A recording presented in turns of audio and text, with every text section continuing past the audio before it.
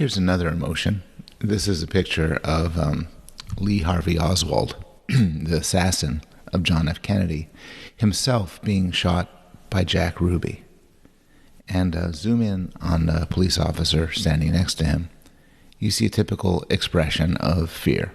He just saw a man being shot right in front of him. It's a violent confrontation. Of course he feels fear. Now, fear is interesting. It's a social emotion because you could be afraid of people, but it's not primarily social. We could be afraid of a lot of other things as well. And when we ask ourselves, what are people afraid of?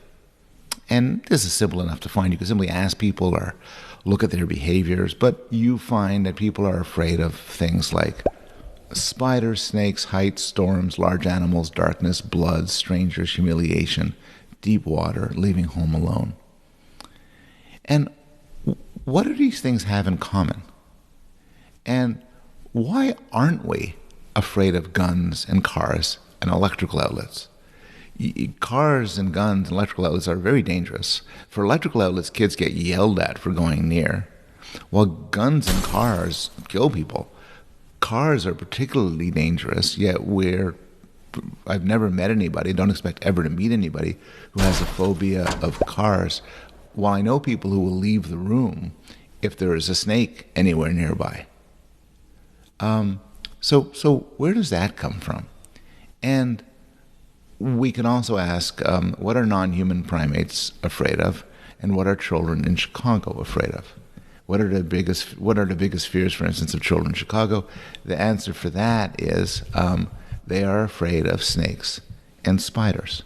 These are kids who often have never seen a snake or a spider outside a visit to a zoo or watching them on TV. And the answer seems to be, and this is that this is very badly explained by a classical conditioning theory of fear. It's not as if all of us have been attacked by a dangerous spider which causes an enormous amount of pain and now we're afraid of it. We've learned to be afraid of it. Rather, evolution seems to play a role.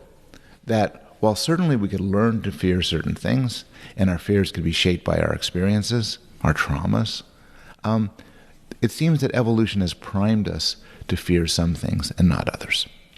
And I think the study of fear and emotion of fear is a wonderful laboratory through which to explore how evolution has shaped our minds. Before I leave facial expressions, if fear was the last one, I want to make one final point in this lecture, which is that they're awfully hard to fake.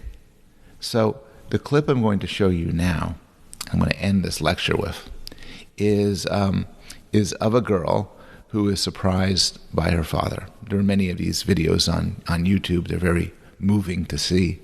And look at her reaction and ask yourself, could she be faking? Ask yourself, if you were in her shoes and somebody offered you a lot of money to fake that man's not your father. You're just supposed to pretend. Could you do it? And I think the answer is no. Except for very trained, very skilled actors, genuine emotions involve changes to the face and the body, involve an intensity that is hard to fake and says something about what they're for, which is if emotions are signals, they've evolved to be trustworthy signals. They've evolved to be signals of a sort that other people could take account of. And why such signals would evolve is actually a very interesting question. But here, I'm going to show you the clip.